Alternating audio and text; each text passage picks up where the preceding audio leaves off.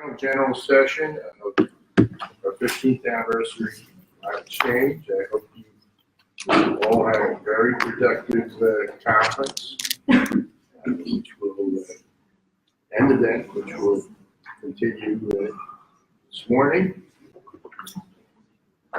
We promised that we would eventually get around to some of the hottest new developments, buzzwords. So today we are going to talk about a technology that will soon be here and a technology that's already arrived, and that would be artificial intelligence and virtual reality. Brossoit, who is the Chief Executive Officer of Golden Shovel Agency, is going to show you some pretty impressive possibilities, many of which are accessible today. He informed me on the way in that the head of IBM has announced that 100% of jobs will be affected by artificial intelligence. So when we're finished, leave your devices on the table, and our replacements will download all the information you have. Without further ado, please welcome Aaron.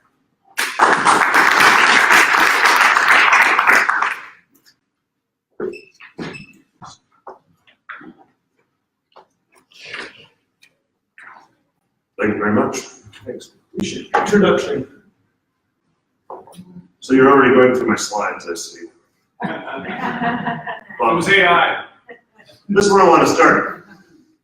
So technology is progressing due to Moore's law. It doubles every 18 months, and that means that in the next 5 years, technology is going to have accelerated 32 times. And that also means that in the next 10 years, technology advances 1,000 times. Now that's really hard to grasp. What is that going to look like? Well, one way to do it is to look backwards. So it's 2019, 2009. We've seen 1,000 times advancement in our technology in the last 10 years. So everybody kind of think about what that was like, or what you were even doing back then in 2009. It gives you just a sense in this how quickly and how fast this is accelerating. Technology right now, to me, especially with the artificial intelligence, is kind of like when you're skiing or skateboarding. You're going down, you're having fun, you're going down a hill, and suddenly you get to that point where it's going a little too fast. You get two options. You're going to bail, like, I think I could roll in that grass there quick, or you're going to stay on and concentrate. Do your best to keep your balance. That's where we're headed right now with our technologies and creating as humans. So let's talk about virtual reality first. We're going to talk about virtual reality, and then we're going to talk about artificial intelligence. Virtual reality is exciting because it's something that exists right now and is going to dramatically affect the economic development industry. Artificial intelligence is something that's coming and is going to even more directly affect the economic development industry as well as all the others. And so let me begin with virtual reality. This might be what you're thinking. Virtual reality, believe it or not, isn't really that new of a concept. It's been around for quite a long time.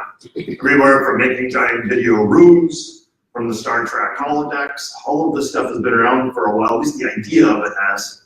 They've made headsets, even back, I remember, the late 80s. It was for the Nintendo, or the Sega machine, I think it was the second game system. But they've been working on this for a long time.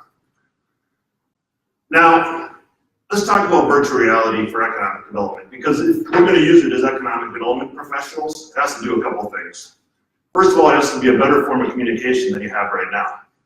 Otherwise, why would you use it? It also is going to have to save some time, and it's going to have to save money. Because those three things suddenly make it pretty interesting, right? If it's better than what you're doing right now, and you save time and money, then suddenly using virtual reality makes sense.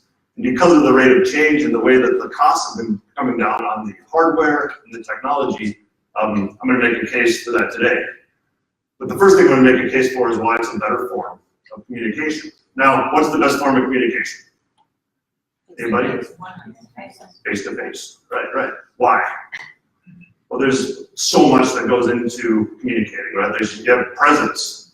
You're actually sitting there. You got the nonverbals. You got the sound. You can hear people's voices a certain way. And you have all of the visuals and the things that you're saying. Well, that's always going to be the case. And I'm not going to make a case that virtual reality is better than face-to-face communication. What I'm going to make a case for is that virtual reality is the second best form of communication. You can't be face-to-face. Now, first of all, let's talk about the hardware. Because before we get into the content and how we got to use it, what is it going to look like? Am I going to look like a cyborg? Funny enough, that's kind of how it looked like when we started. In 2017, we went to the IAC conference in Toronto with virtual reality. And at the time, you had two different options. You had a cell phone that you're going to put into this plastic headset. You guys might even have these or seen them. Pretty cool. You can put it on, you can even make it stereoscopic. You can look around. The problem was when somebody texted you, and your phone isn't there, or it'd move a little bit, or you'd run out of power, or it'd say hit play, but you had to like reopen it, back up, and touch with your finger. Had about as many technical difficulties as there are cell phones. The second option was a PlayStation 4. This is Greg Wassensdorf from Newmark Knight Frank with a PlayStation 4 helmet on his head, and he looks like Tron. This was a great setup, but it was a mess. Like you had a PlayStation 4, a helmet, a case. You're carrying this briefcase. You can travel with it because the idea is you bring it to a conference and put it in a trade show.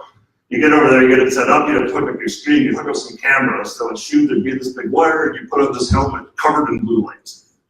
That was in 2017 in Toronto. Last year though, May 1st, this came out. Now this is called the Oculus Go. The Oculus Go, this is all of it.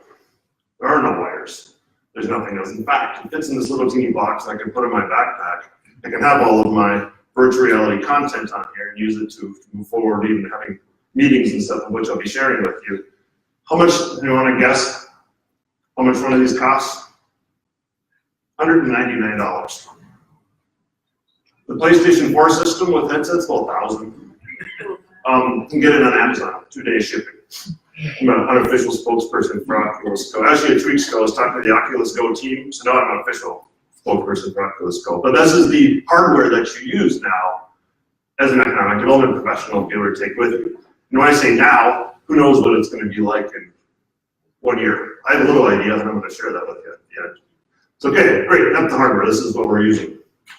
Next, the content of VR. So what are you going to put on it that's going to be useful for economic development? Well, the thing that we focused on initially was spherical video.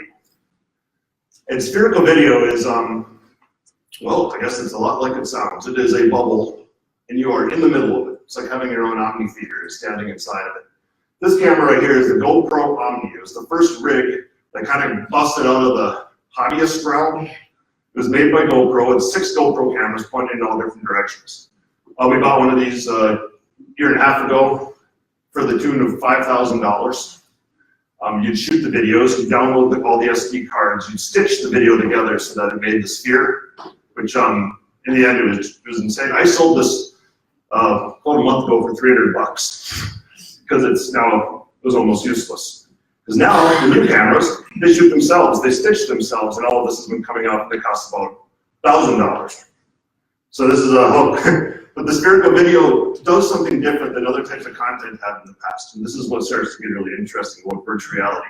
The first one is that it takes in 75% more information retention than other forms of media. Like, why does it do that? It's because it tricks your brain into feeling you're there. When you have these goggles on and you're looking around and watching video and you see somebody walking by and there they are and the car's going by and looking at that car, your brain says, oh, you're there. Well, what happens when you go to a new place and you're traveling or excited? Well, your brain receptors open up additional information. If you're watching a video on your screen in your office, you're in your office and your brain knows it. It's not looking around taking in all the world, but if you're showing somebody a place and your brain thinks it's visiting there, it opens up all this new information. Stanford just did a study on this and says VR creates more empathy in viewers. Just talking to Mary Beth, who remembers the New York Times put out Google Cardboard about 3 years ago now. One of those you fold it up and you can put your phone in there to show the plight of what it's like to be a homeless person in New York City. Putting them in their shoes, looking around, what is it like, where are they sleeping, what is they eating, what is their day like, or the migration of the immigrants. Give a sense of what it is like to be in these caravans. Why? Because it creates more empathy. Because you feel it, you feel like you're there, you feel like you're part of it. So what I'm going to do right now, I'm going to show you a spherical video. Now what this is a demo or promo that we put together, but really it's a highlight of probably 30 communities of work that's been shot over the course of the last about a year and a half. It's going to be awkward because I'm the voiceover on it, and I'm standing right here. But I'm going to be panning the video around, so it's going to look like this awkwardly panning video. It's not the same experience as watching it through some goggles, but it'll give you an idea of what we're doing with this technology.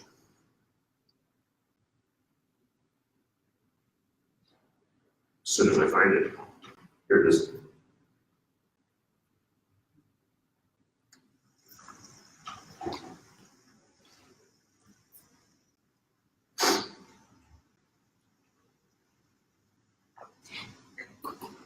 I'll tell you where all these different places are as it starts.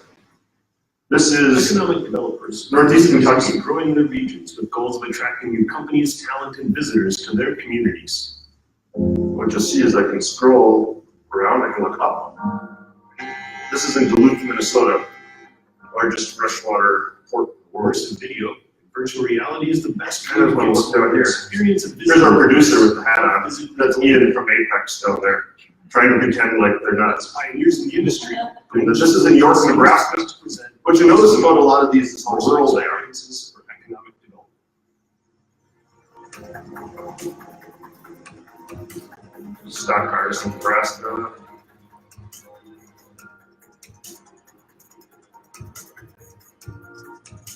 This is in Wyoming. This is downtown Duluth. Familiarization tours or FAM tours are designed to give site selectors and business owners a business-centric perspective of what a place has to offer. This is in Duluth, one of the ports. This is in Santa Cruz Mountain Bike. Types of businesses thriving in the region, the quality of the workforce, and what makes it a great place to live. This is Arkansas. We showcase educational institutions, health facilities, This is in Ohio. residential neighborhoods, and unique cultural assets, including the shopping, nightlife,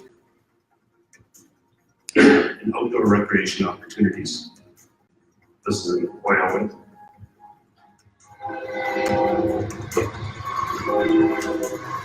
So the first thing we're doing is familiarization tours. The second thing, site tours. Site tours are focused on available land and facilities for sale or lease. These tours showcase the important assets of a site, including the land, the utility infrastructure, and transportation logistics, so critical in business decisions. We have the ability to put 3D models into the spherical videos. Site. You can see it in a greenfield site. tours, highlighting the workforce and quality Building of of your yours. region.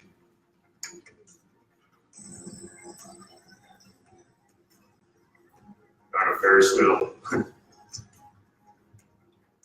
For regions looking to attract talent, immersive 360 video gives viewers an intimate experience with the storyteller.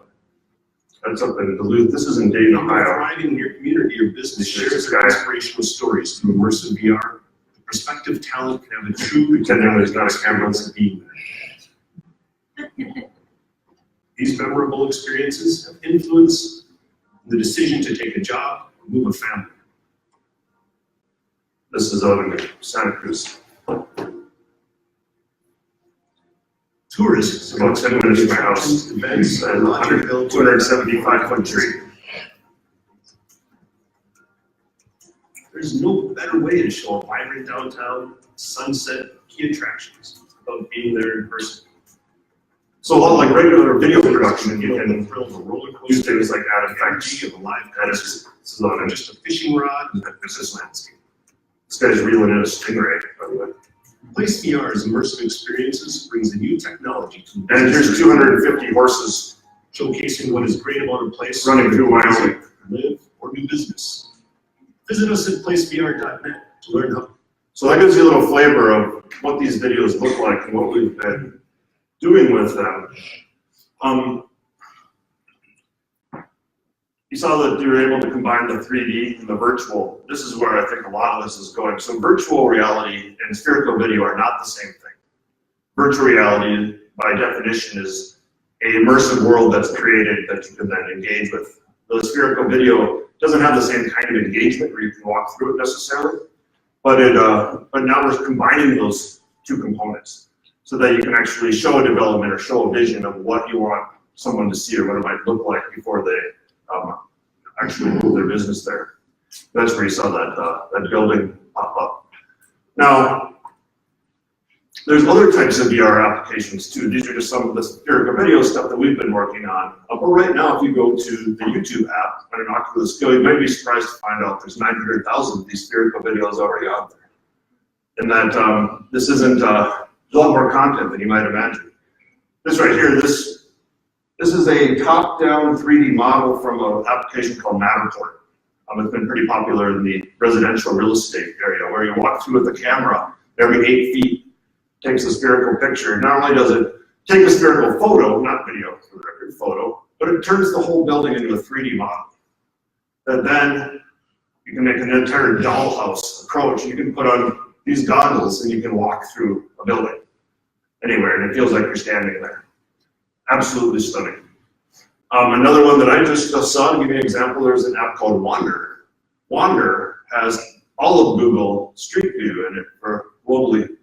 You can go anywhere and you can feel like you're there. Not just that, you can bring your friends with. They can follow you as you give them a tour down your street and show them. In fact, we had one of our developers was showing myself and one of my business partners where he grew up in New Jersey.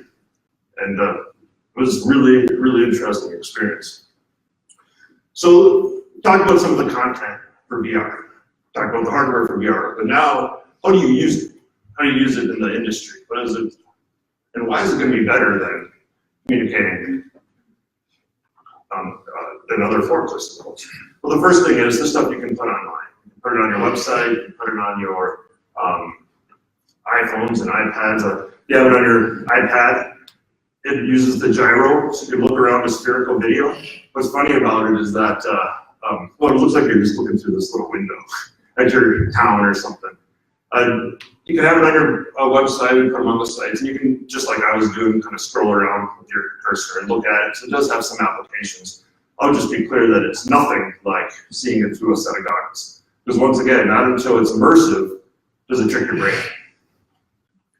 So we initially thought this would be a great fit for trade shows, because you're in an industry show, and when we first brought this, and the Duluth group was the first ones we had worked with, but if they're over at the Hanover Mass show in Germany, talking to a guy from Taiwan about where Duluth is, and there's 1,000 other booths, all with the same types of communities, and he's like, where's Duluth? They're like, it's in Minnesota. Where's Minnesota?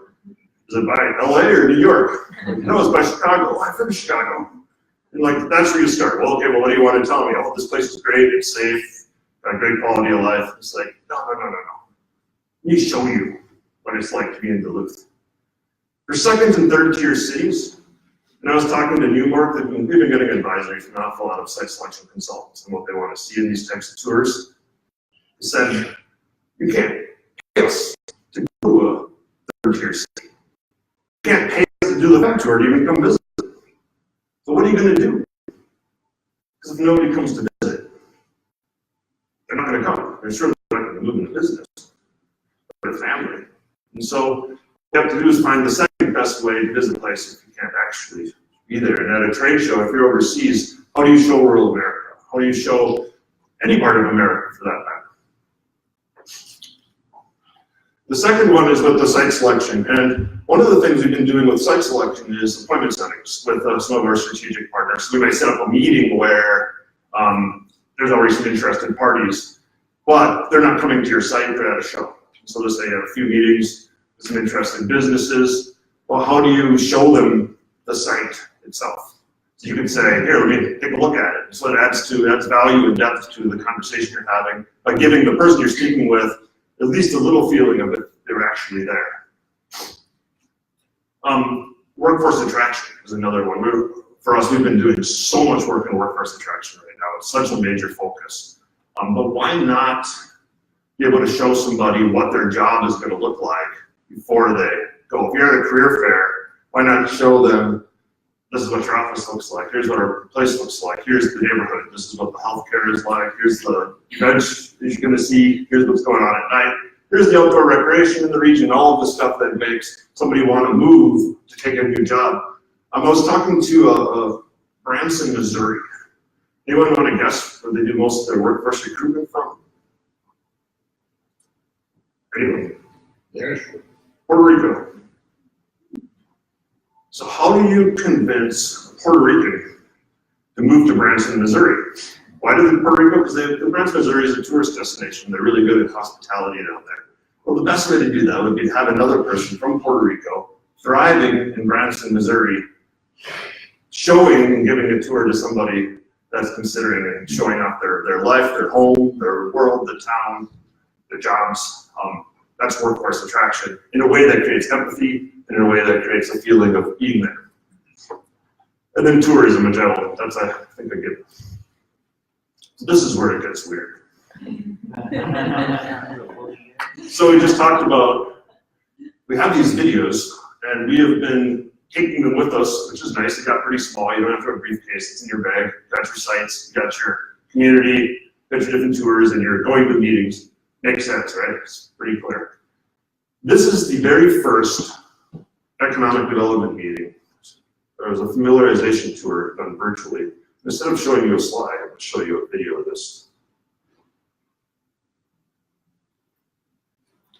So this is in the green, that's Ian, and in the white, that's Brian. They're from Apex, they're the economic developers. In the tuxedo with the bow tie is John Longshore from Global Location Strategies.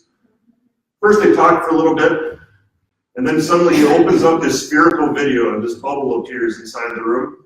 They're like, let's go into this room. And now they're giving a tour of their community, and right now they paused the video because they have something special they want to talk to John that's relevant to him. He's asking a couple questions, they didn't want it to go too fast. And then so you're looking around. I'm sitting in here taking this video. Then he hit play, and it goes on to the next scene, and John's checking it out. You can see where he's looking because all of this is synced to this headset. So you say, hey, look over there, everybody's heads turn. When you talk to each other, it's like this animated mouth. But what's most amazing about that technology is that it's in 3D sound. Now 3D sound, let me go find my slideshow. 3D sound is absolutely amazing. Has anyone seen or heard 3D sound in a set before? So the way it works is that, like, if you're farther away, then I'm quieter. If you're closer to me, I'm louder. If you're facing that way, I sound like I'm behind you. If you're looking there, you can hear me in one ear. I can't express how much feeling of presence that creates. You put on these goggles. Basically what we did, I had one, I'm sitting in Santa Cruz. These guys are up in Duluth with their goggles on, and John Longshore is down in South Carolina. We sent him up there. And we're all sitting in there, and you turn in, and suddenly you're like you get into this room, and you're like, what's this? You know, you look over, and suddenly like someone's there, like, hi. Like, oh, hi. Hey, what's up? Hey, click this, push that, turn this. Like, oh, okay. And really, really quickly, it feels really natural because it's got the mouth, your head motions, it's got this 3D sound. What's missing? You might be thinking, well, why don't you just use video, like GoToMeeting or Zoom? Because that's what I was thinking. Not the same. Variety of reasons. It's not immersive. You don't take in the same type of information. You can see the video, but the video, even though you can see the nonverbals, and people say, oh, 80% of communication is nonverbal. It's the sound. That's what creates the presence. The reason you don't feel a big sense of presence is because the tinniness of a speaker or headphones or coming out of a phone doesn't create the presence. But if we can create some of that presence, then suddenly we've got a case for being this way next best thing other than talking in person. So bottom line is, if that's the case, we can go around and do site selection meetings and do familiarization tours virtually, then suddenly that saves an awful lot of time and it saves an awful lot of money, so you don't get out. You don't have to travel for 2 days. You don't have to bring in the site selectors, which by the way, if you can bring in the site selectors, bring them in. But if you can't, they don't have to come and go through 2 days of meetings and then hope to God the weather's good so your town looks nice. And that naturally saves money. It also saves the planet. One of the biggest angles for virtual reality internationally is that most of the countries have big green initiatives. And if you're anything they can do to reduce travel or reduce their carbon footprint is really, really important to them. So let's look at the future of VR. I'm fortunate because I'm 45 minutes from San Jose where the Oculus 5 Connect conference was. The Oculus 5 Connect conference is hosted by Oculus, which is owned by Facebook.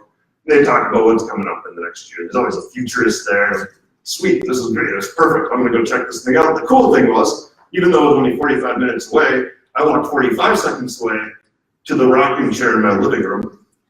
I put on these Oculus Go goggles, and I watched that conference live with 650 other virtual avatars. And to put this into perspective, like this thing is streaming 180-degree video, and the other 180-degree is all those little like video guys that I was just showing you, like sitting in chairs. And I'm sitting next to a guy, I'm like, hey, how's it going? It's like, hey, somebody was spoke Russian. And then the guy on the left was talking to him like, I don't speak Russian, I'm gonna go sit over there, and I moved seats. And I sat by another guy, and I was talking to him, this is pretty cool. Oh yeah, I've never done this before. And then Zuckerberg comes up and he starts doing his presentation, and this guy is still talking. I'm like, I'm trying to listen to the presentation, so I hit privacy mode, and like these walls pop up next to me. But I kind of hope he doesn't see that the walls popped up. But suddenly you're just watching it by yourself, and all the 650 people disappeared. You've seen those commercials about the Oculus Go where the guys are watching basketball games. You've seen them, like, they have video that they're streaming live now through Oculus venues. You can sit at the half court and watch these games live with your buddy, talking to him 3D sound. But one thing cool about the Oculus Connect conference, they always bring in this futurist, and they brought him in year after year to talk about what's going to happen in the next 5 years. And the reason they keep bringing him back is because he's been very accurate at it. And I can't explain how fast and how different this is going to be in the next 5 years. The first thing he said was that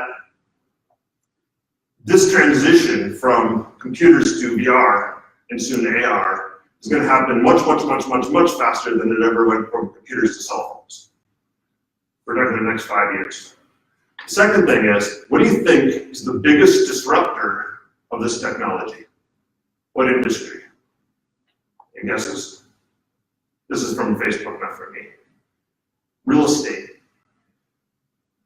Because if you can create a little bit of that sense of presence, then suddenly, why sit in a 2-hour commute and why buy the most expensive property in downtown in a city?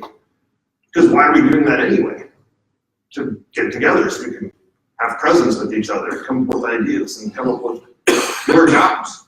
But if you can get a little bit of that out of all of the costs, that looks really, really different.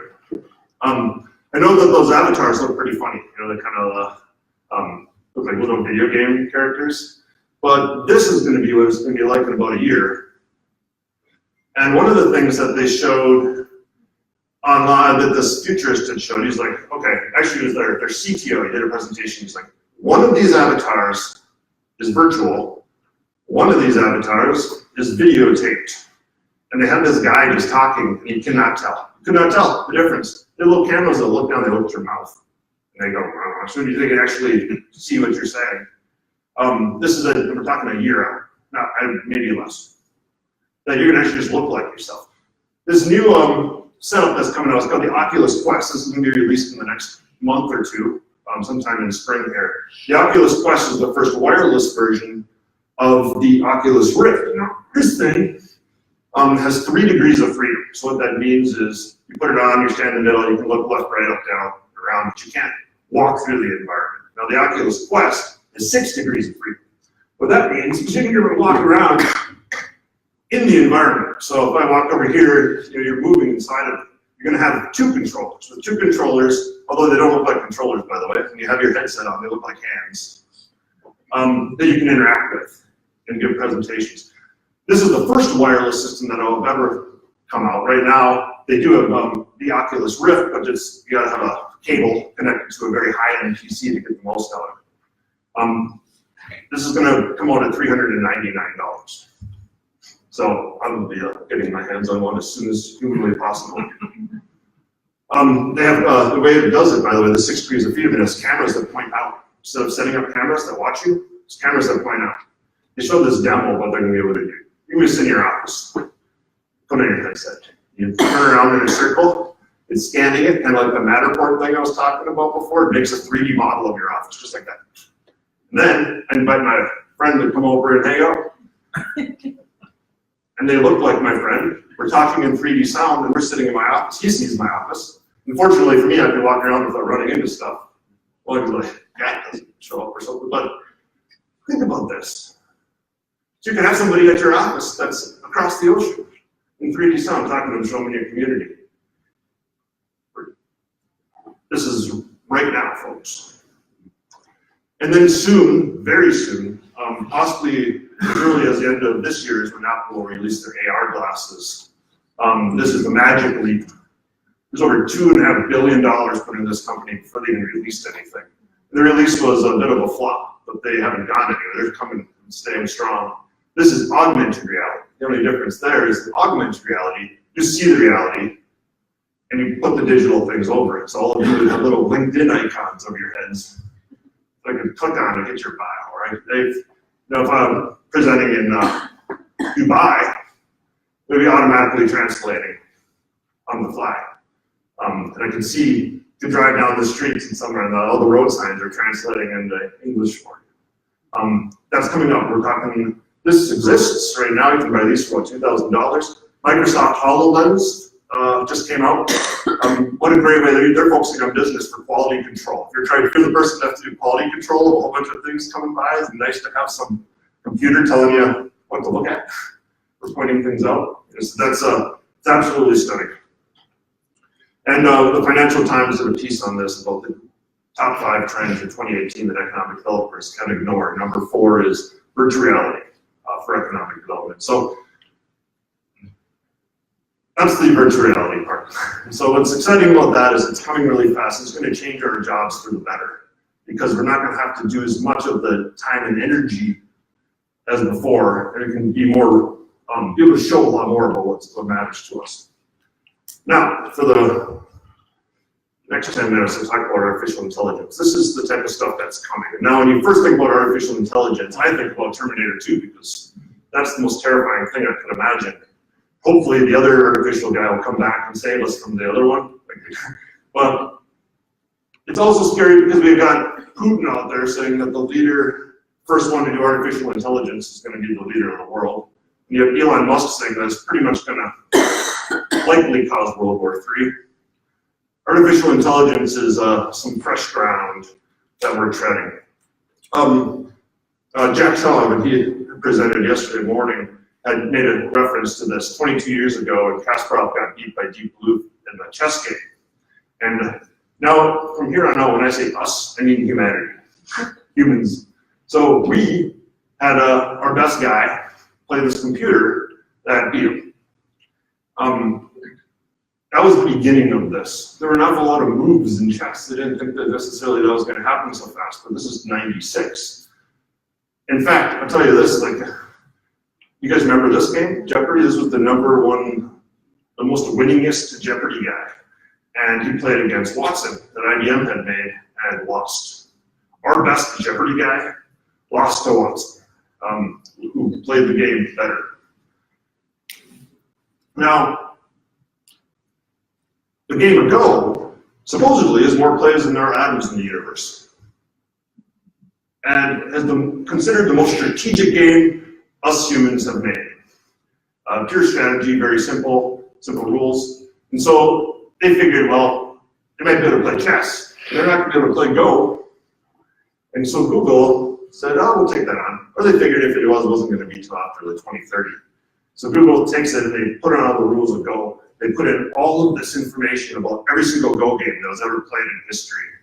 And as of 2 years ago, let's see, this was 2016, March 25th, Google's AI won the game of Go by defying millennia of basic human instinct. kind of creepy, you know, it's like now our best guy, who's this guy from China, he lost. He was our best guy at this, and now Google said, well, I guess we're a little early. But this isn't what's creepy. This is creepy. So then Google made another Go game. It was called AlphaZero. AlphaZero and AlphaGo had one difference. Go had all the games put into it. AlphaZero had the rules of Go put into it, nothing else.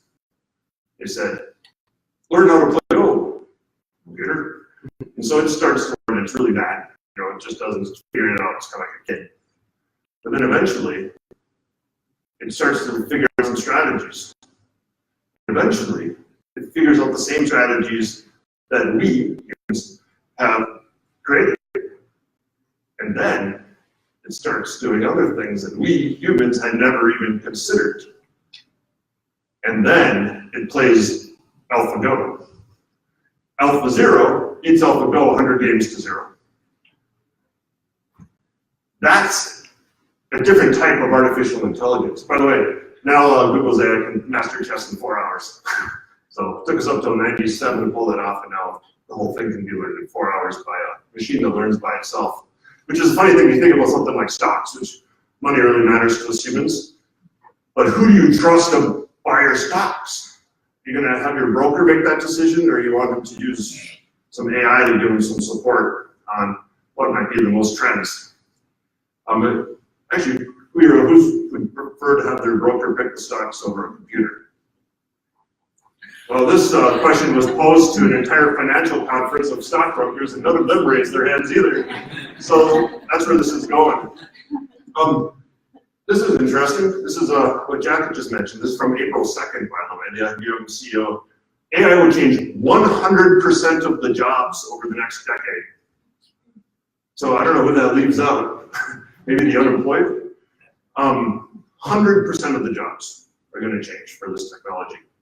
Now, there's two different types of AI. There's a couple of different concepts here. I won't just switch over and tell you what's actually being done in economic development right now. But there's machine learning and there's deep learning. It's like that AlphaGo, AlphaZero. Machine learning, you put in algorithms. You say, hey, machine, you know, process it like this, ask these questions, these are how you do your calculations. This is what most of AI is like right today. So you kind of load it up with your own programs. It learns as it refines, it gets more information, more data, it refines itself. But it's humans kind of deciding what to do. Now the deep learning machine is more like the AlphaZero, where it's learning on its own, it's designing its own algorithms, and we're hoping for the best. Let's talk a little bit about AI and ED. We've used machine learning a couple of different times. This is a group out of Toronto called Related that when we do advanced marketing, we're going to make a campaign and shoot it off to say LinkedIn, that they can use all of this data and process to determine where certain groups are. In this case, it was an aerospace marketing campaign. That was so where are all the different aerospace manufacturers located, tied to where their original home bases were, and be able to use that kind of data to make decisions about where we were going to send that marketing to. Another group, this is a Research Counselors International. They have FBI 365, which is a machine learning AI program that calculates based on all of this data, including like activity on Twitter, activity that's all this different type of business intelligence. And what these guys, these are a lead generation firm that focuses on North America. So they do a lot of setting up appointments and that type of thing. But they take all that data and they keep pouring it into this, determining which businesses are likely to move, so that this will better estimate which businesses are likely to move. And what it does is send you a lead every single day, 365 leads to tell you this business's potential to move in your area, or it certainly has all the signs that it's going to. So this is a machine learning AI being used right now. There's some others out there too. There's like at least 2 others. LiveTech, if you guys are familiar with that organization, they also do a lead generation or software development. They are mainly everywhere but North America.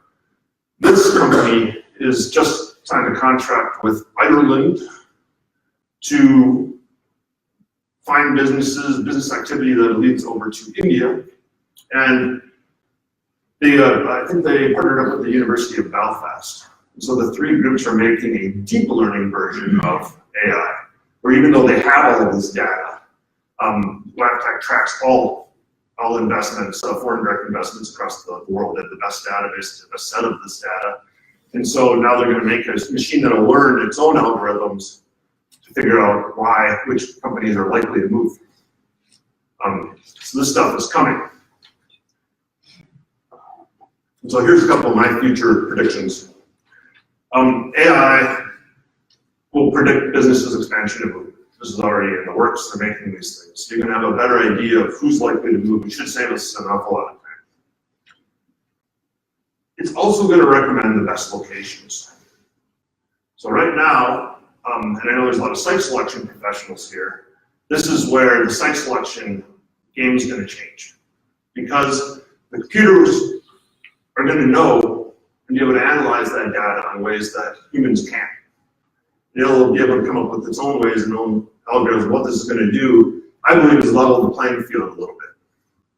For groups that don't have that information, data, this is something to be available to a lot more people, whereas some of the large site consultant firms have this data kind of as part of their secret sauce.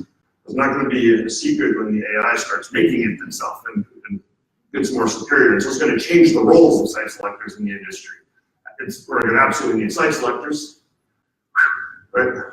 But they're going to be traveling to these places, visiting the locations, and doing the things that a robot can't. But the long part is that it's going to save us a lot of time and a lot of money. Because even 10 years ago when we started building Shovel, it was still throwing spaghetti at the wall of marketing, trying to figure out if it is even getting to the right people, and just, you gotta have a website, because if you don't, who knows how many people you're missing? You know, that was sort of the pitch. And today, we can track every single click, and we send out an article, we know who came, we know where they came, we know what pages they looked at, how much time they spent on it, what they're looking at again, and what content to send them next based on their interests. And this stuff is happening so quickly. And that saves a lot of time and money, because you only can travel so many times, you can only go do so many deals. It's also going to save our planet. Unfortunately, since humans aren't really all that great at dealing with large data, we have global warming happening today. We're going to count on AI to figure out what we need to do to solve it. So we're on the skateboard, you're going down the hill, we have a choice. We can bail. No, wait, let me take that back. You don't have that choice. Why? There's no brakes. No brakes. There's no lever to pull that's going to stop this from happening. And so we're in a really interesting situation. We're moving faster than humans can quite contemplate what we're building. So we have the choice of either trying to stay on and steer, or we're going to be pushed around by it. And so that's going to leave our jobs back to what matters most, and that's being human, and that's going to be being with each other, telling stories about our communities, shaking hands, and doing what humans do best. So, thank you.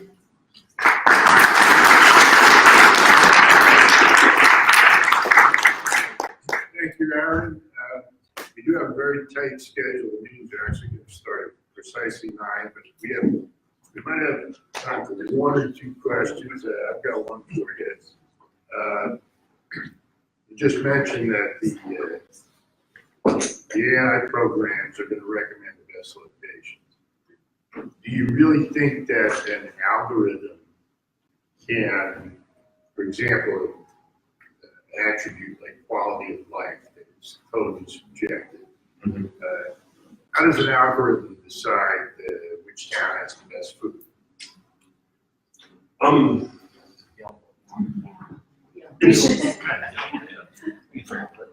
I don't know, and I can't predict when or if AI will get a gut feeling.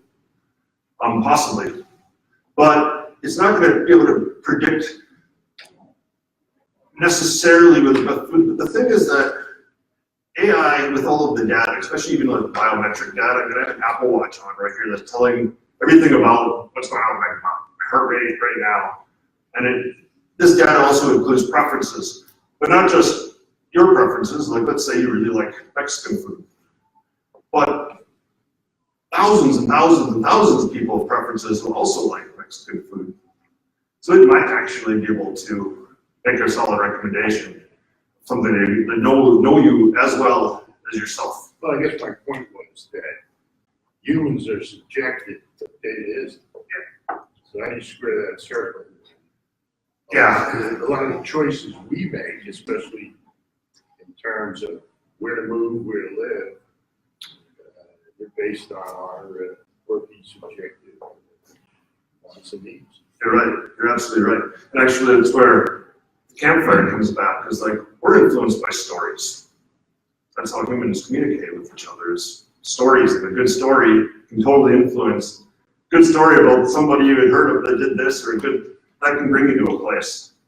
And it's not going to make decisions necessarily for us, although once singularity happens, which would be by like 2035, and there's actually machines smarter than us, then it'll probably make a lot of decisions for us because it'll know more about what to do than humans do. But with that said, there's always going to be that. And Jack Shaw said it actually at the end of his presentation. He said, it's not really going to be about it's going to be about whether or not we're working with it. So like AI will bring us a lot of advantages, but we also will bring our preferences, humanism to it.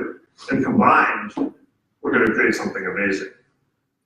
Well, that's very optimistic. Good. To add to what you're describing, so Google has contributors, and we're a group of random individuals who contribute to Google Maps and provide feedback. And Google has actually done a lot of work on this, and exactly what you're both describing. So you're asking about the metrics and how you can actually define that. The more interactive and engaged an individual is in utilizing this technology, the better the response that you're going to get back from whatever you're utilizing for this kind of technology. For example, I don't know if you're aware, but using Oculus, during the last Olympics, you could watch the entire Olympics and experience it in 3D by using Oculus and a cell phone. Yeah, the only counterpoint I would make is I saw a report, I think it was on the BBC, where it was a prosecutors unit in the UK, and they had switched to, they found it a lot cheaper to use algorithms to determine whether to take cases to indictments. And it wasn't working too well. But see what happens. But Aaron, thank you for a